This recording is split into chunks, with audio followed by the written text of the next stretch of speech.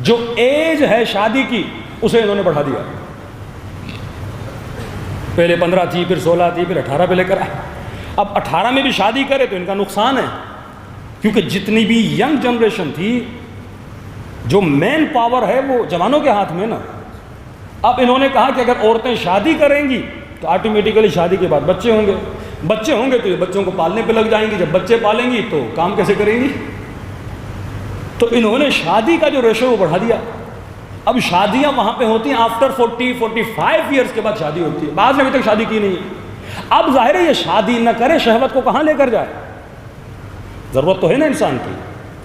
جب یہ شادی نہیں کرے گا تو گناہ میں پڑے گا نا. جب شادی کی ایج کا ریشو بڑھ جائے گا، یا سائیکولوجیکلی بیمار ہو جائے گا نا، ڈپریشن کا شکار ہو جائے گا نا. ایک چیز کی سے ضرورت ہے، اس ضرورت کو پورا کرے تو کیسے کرے؟ اب اس ضرورت کو پورا کرنے کے لیے انہیں غلط جگہوں پہ انہوں نے پبز بنائے، شراب خانے بنائے، ہاں، جوانوں کو خراب کرنے کے لیے غلط جگہیں بنائیں تاکہ یہ وہاں جا کے ریلیکس ہو جائے لیکن شادی نہ کرے. پھر قوانین سخت بنائے. اب ایک بندہ شادی کرے، خدا نخواستہ بیوی کے ساتھ اختلاف ہو جائے. اب مثلا یہ کروڑ پتی ہے، ایک لڑکی سے اس نے شادی کی، اب جیسے طلاق لے گا کہ آدھا اس کا آدھا تیرا. اب کہے گا محنت میں نے کی، میری ساری آدھی مل کے اس کے بعد چلے جائے. تو اس کے بعد انہوں نے شادیاں کرنا چھوڑ دی. ایک نیا تصور جنم لیا جسے کہتے ہیں بھائی ہم نے شادی نہیں کی لیکن ہمارا لیونگ ریلیشن شپ ہے. مطلب وداؤٹ شادی، وداؤٹ نکاح ہم دونوں ایک دوسرے کے ساتھ رہ رہے ہیں، بچہ بھی نہیں کریں گے. یعنی تعلق صرف حیوانی بنا. اسلام کہتے ہیں شادی حیوانی تعلق کو قائم کرنے کے لیے نہیں ہے، شادی بہترین نسل کو پیدا کر کے اسے حسینی فکر دینے کے لیے ہے. شادی تربیت اسلام کے لیے ہے. وہاں پہ شادی کو ریشہ بڑھتا. آج ہمارے معاشرے میں یہ بیماری آ رہی ہے، نوجوانوں کی جو شادی کی ایج ہے وہ بڑھتی جا رہی ہے. علی والا 32 سال کا ہو گیا، شادی نہیں کی. اب پوچھا جائے بھائی آپ نے شادی نہیں کی، گناہ سے کیسے بچتے ہو؟ کہتے ہیں میں تو بڑا مومن ہوں، بڑا متقی ہوں. اللہ قرآن حضرت یوسف کا واقعہ میں نے سنایا، الا من رحم ربی، اگر اللہ کا برہان نہ ہوتا، جب ایک ضرورت خدا نے انسان کے وجود میں رکھی ہے تو اپنی آنکھوں کو تباہ کرے گا. تو اس معاشرے میں عورت کی ویلیو صرف یہ ہے وہ مردوں کی آنکھوں کی ہوس کو بجھانے کے لیے ہے. اس کی زندہ دلیل یہ ہے، یہ بلینر ایکٹریسز جو آپ دیکھتے ہیں جب تک جوان ہوتی ہیں ان کی ویلیو ہوتی ہے، جیسے یہ بوڑھی ہوتی جاتی ہیں ان کی ویلیو ختم ہو جاتی ہے، کیونکہ لوگ ان کو صرف ان کی جسموں کی وجہ سے پسند کرتے ہیں. لیکن مکتب علی میں جسم کی ویلیو نہیں ہے، روح کی ویلیو ہے. ایرانی خاتون متقی پرہیزگار، اس نے شادی کی، شوہر اس کا گیا جہاد پہ، 8 ایئرز ایران عراق کی جنگ ہوئی. جیسے وہ بیچارہ وہاں سے آیا، ایک بم کے نتیجے میں اس کی ٹانگیں ضائع ہو گئیں، اس کے ہاتھ ضائع ہو گئے. یہ خاتون 60 سال اس جان باز کے ساتھ زندگی گزار رہی تھی. ایک یورپ سے عورت آئی، اس نے کہا تم کیسی عورت ہے جس کی ٹانگیں نہیں، ہاتھ نہیں، تم ابھی تک اس کی خدمت کر رہی ہو؟ تو کہنے لگی ہمارے مکتب میں جسم کو دیکھ کے شادی نہیں کی جاتی، روح کو دیکھ کے شادی کی جاتی ہے. کہ لاکھوں مرد میرے شوہر پہ قربان، جس نے ٹانگیں اللہ کی راہ میں قربان کی ہیں، جس نے ہاتھ اللہ کی راہ میں قربان کیے. لیکن جو لالچ میں آ کے رشتے بناتا ہے، لالچ گئی رشتہ ختم. جو لالچ میں آ کے دوستیاں بناتا ہے، لالچ گئی رشتہ ختم. علی کے پاس ظاہراً کچھ بھی نہیں تھا، لیکن 24 گھنٹہ سلمان علی کے دروازے پہ بیٹھا رہتا تھا، مالک علی کے دروازے بیٹھا رہتا تھا. تو مولا علی موجود تھے، لیکن مولا کی موجودگی میں خوارج بنے، مولا کی موجودگی میں منافق بنے. کیوں؟ کیونکہ اہل بیت کو نظام ولایت نافذ نہیں کرنے دیا گیا. مطلب انوائرمنٹ اور تھا لیکن امام موجود تھا. اگر آپ غلط انوائرمنٹ میں رہو گے اور اس غلط انوائرمنٹ میں امام بارگاہ بناؤ گے، اسلامی پتہ نہیں اسکول و مدرسے بناؤ گے، پھر بھی تمہارے بچے نہیں سدھریں گے. کیونکہ علی موجود تھے، لیکن جو انوائرمنٹ انہوں نے کھڑا کیا تو انوائرمنٹ غلط تھا.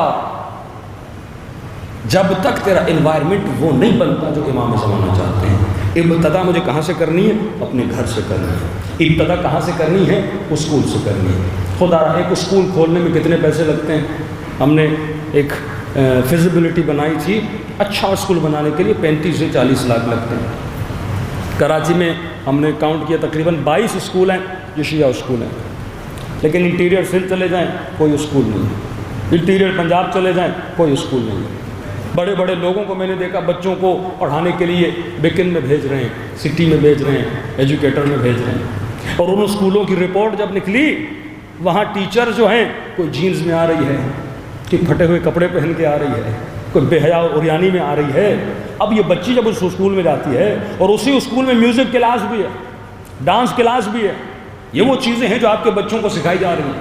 بس میں اس لیے بھیجتا ہوں میرا بچہ اچھی انگلش سیکھ لے، میرا بچہ انگریزوں کی طرح بولنا شروع کر دے، لیکن اس کا ایمان جو تباہ و برباد ہو رہا ہے اس کی مجھے پرواہ نہیں ہے۔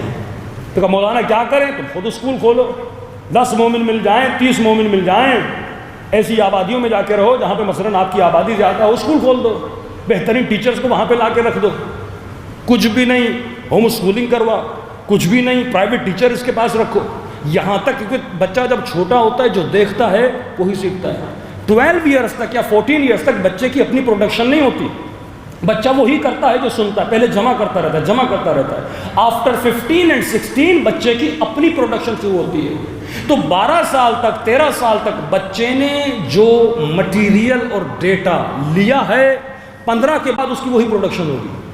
اگر تم نے اسے علم اہل بیت دیا، تربیت محمد اور آل محمد دی، 12 سال کے بعد پروڈکشن بھی وہی ہوگی۔ آج ایک مومن نے یورپ کی کسی کنٹری میں کسی عورت سے شادی کی، کہ مولانا میں تنگ آ گیا، میں نے کیوں؟ کیسے میری غیرت اچھی نہیں لگتی؟ کہ ان معاشروں میں غیرت بری ہے نا، غیرت اچھی نہیں لگتی، ان معاشروں میں غیرت کو جیلسی مانا جاتا ہے نا۔ شوہر غیرت کرے کہ تم حاسد ہو، حسود، جل رہے ہو، میں کسی سے مل رہی ہوں۔ ویلیوز بدل جاتی ہیں نا، معاشرے کی جب ویلیوز بدل جائیں گی، اس معاشرے میں جب بیٹی بڑی ہوگی اسے حجاب اچھا نہیں لگے گا کیونکہ انوائرمنٹ غلط ہے، اسے غیرت اچھی نہیں لگے گی، انوائرمنٹ غلط ہے، اسے یہ جملہ اچھا نہیں لگے گا کہ سیدہ فرماتی ہیں کہ عورت جتنا پردے میں رہے اتنا اچھا ہے، اسے یہ چیز اچھی نہیں لگے گی کہ انوائرمنٹ غلط ہے۔ جب غلط انوائرمنٹ میں بچے تمہارے بڑے ہوں گے ان کی سوچیں بری ہو جائیں گی۔ جب ایسے اسکولوں بھیجو گے، اب ٹیچر مہربان بھی ہے، اس سے اچھے اخلاق میں بات بھی کرتی ہے، اب اس نے پڑھایا بھی ہے، اس بچے کے دل میں اس ٹیچر کی محبت ہے۔ جب کسی کی محبت آتی ہے اس کا حلیہ، اس کا پہننا، ہر چیز کی محبت اس کے دل میں آ جاتی ہے، وہ اس کی رول ماڈل بن جاتی ہے۔ تو جب تک ہم شیعہ اسکول نہیں کھولتے، شیعہ نہیں تو کامن اسکول کھولو، سنی بچے بھی آئیں، شیعہ بچے بھی آئیں۔ جماعت اسلامی نے بڑی محنت کی، پاکستان میں اسکول کھولے ہیں، خالیوں نے اپنے اسکول کھولے ہیں۔ کرسچن انگریز پاکستان سے چلا گیا، لیکن اس وقت بھی کراچی میں کیتھولک کے اسکولز ہیں، اب کئی لوگ ہیں اس اسکول میں پڑھ کے باہر نکلے ہیں۔ تو کیوں ہم شیعوں کے مضبوط اسکول نہیں ہیں؟ کیوں جگہ جگہ پہ ہم اسکول نہیں بناتے؟ کچھ بھی نہیں، ہم کیوں ٹیوشن سینٹرز نہیں بناتے؟ اب بچے کو پڑھانا بھی ہے، غلط انوائرمنٹ سے بچانا بھی ہے۔ اب یہ نہیں ہو سکتا کہ تو بولے کہ مولانا مجھے دنیا بھی چاہیے، مجھے آخرت بھی چاہیے۔ دنیا بھی تب اچھی ہے جب علی کے راستے پہ جا کے دنیا لو کہ ربنا آتنا فی الدنیا حسنہ وفی الآخرۃ حسنہ۔ صلی اللہ علیہ محمد و آل محمد۔